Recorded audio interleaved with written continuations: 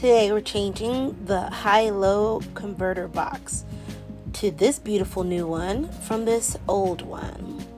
So, in case you didn't know, the converter box takes 120 volt power, as we see in this little panel box, and illustrated in this 120 volt outlet that the converter plugs into. These are the lines out that go to your battery, and so they recharge the battery so that your 12 volts, which are held in this little fuse box, wherever yours is located, can continue running the lights and other 12 volt things in your RV. So this is my first time changing it out. Last one was a dud. I found that out. It was old already. The RV is over 20 years old.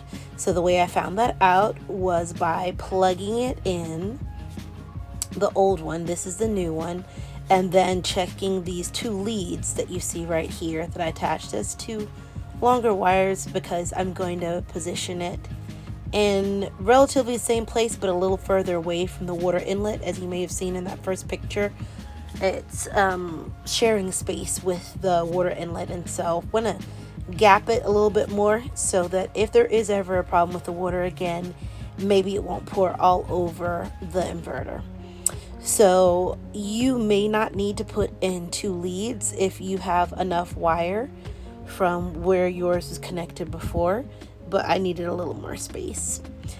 As you may or may not know, DC power runs differently from 120 volts, which is why we need this inverter to convert it from 120 to 12 volts.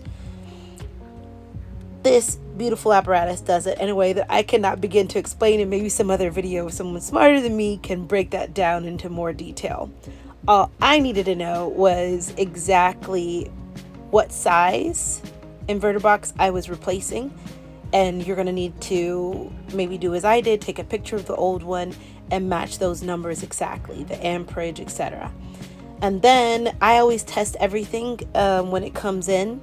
And of course I tested the old one before I left.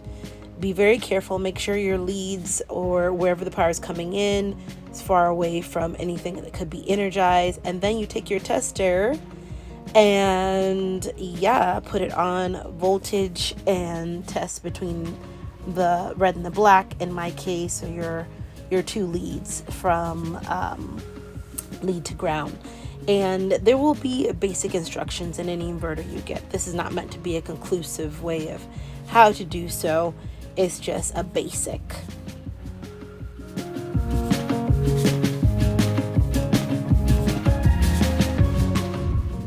Before I forget, please don't forget to like and subscribe. Your support means so much. So here I am connecting the wires in the position I'm actually going to install it. The ground to the basic lead. This ground is obvious, it's not always marked green, but that's where the ground goes. Yours may look a little different. Like I said, it's not conclusive. It's not advertising a specific brand. The red and the black leads, though, need to be marked accordingly. I ran these wires myself because I didn't want to take any chances with the old wires that were there directly from where my inverter box was underneath the camper to where my battery is. Your location and installation may be different, but for me, I felt like the wires looked compromised. I wanted to make sure the connection was solid, so I ran the wire myself. This is just the part overhead, of course, underneath the little couch area, but underneath the camper, the wires are going to the battery. Plugged it in. I'm glad I had already tested it. It worked perfectly. Very pleased. Hope it's just as easy for you.